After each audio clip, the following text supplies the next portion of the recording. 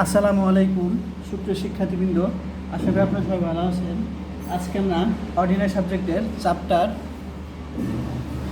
1-এর example 1 ও 2 নিয়ে আলোচনা করব। তো অবশ্যই আগের বেসিক ক্লাসটা দেখে নেবে, তাহলে এই প্রশ্ন সলিউশন দুটি খুব সহজ লাগবে। তো চ্যাপ্টার 1-এর নাম হলো সাধারণ আকারের অন্তরীণ সমীকরণ, এক্সাম্পল 1।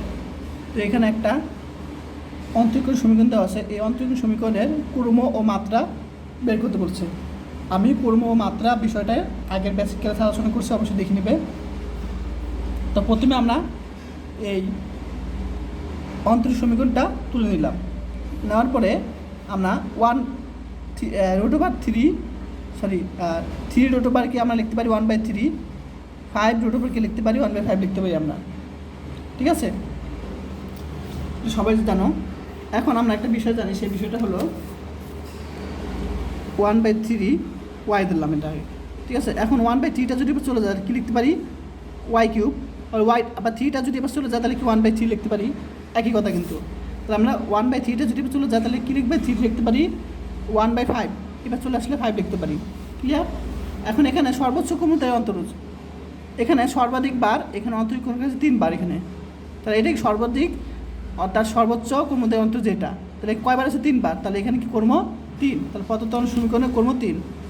তারপর হলো মাত্রা কি সর্বোচ্চ ক্রমোদয় অন্তরের যে উপর যে পাওয়ার থাকবে সেটা। তো দেখো এখানে সর্বোচ্চ ক্রমোদারি অন্তর কোনটা, D cube Y divide by DX cube. এটার উপর কত 4 আছে, আর এটার উপরে কী আছে, পাওয়ার 5 আছে। তাহলে কী হবে, দুটা গুণ হবে। আর যদি 5 না থাকতো তাহলে 4 দিলে হতো। যদি 5 আছে আর 4 আছে তাহলে গুণ করলে কী হবে, 20। তাহলে ঘাত বা মাত্রা কী হবে, তোমার 20 হবে। আসলে ক্লিয়ার? তো এখন দেখো আরেকটা প্রশ্ন, এক্সাম্পল 2। এখন দেখো এখানে প্রথমে আমরা সমীকরণটা তুলব, ঠিক আছে? এই সমীকরণটা কী বলছে, করবো মাত্রা বের করতে বলছে। প্রথমে আমরা সমীকরণটা তোলার পর আমরা একটা বিষয় জানি, সেটা হলো আচ্ছা এটা মানে কি তোমার 1/x³, তাই না? তাহলে এটাকে লিখতে পারি আমরা এভাবে লিখতে পারি আমরা। তারপর আমরা এই জিনিসটা পেছনে আসলাম, ইকুয়াল টু এক্স। এখানে সর্বশেষ মধ্যে অন্তরজ, দেখো এখানে সর্বাধিকবার অন্তরজ করা হয়েছে কোনটা, ওয়াই ডাবল প্রাইম। আর আমরা জানি ওয়াই প্রাইম মানে কি, dy/dx।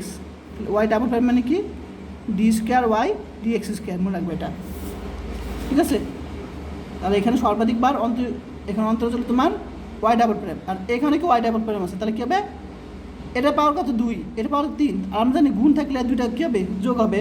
তাহলে আমরা এখানে কি যোগ করছি 5। প্রদত্ত অন্তর সমীকরণ মাত্রা কত, তাহলে 5 হবে। ক্লিয়ার সবাই? আর এখানে সর্বাধিক বা 2 বার করা হয়েছে অন্তরজ, তাহলে এখানে কী হবে, কর্ম 2 হবে। আশা করা সে পর্যন্ত ভালো থাকবেন। আল্লাহ হাফিজ।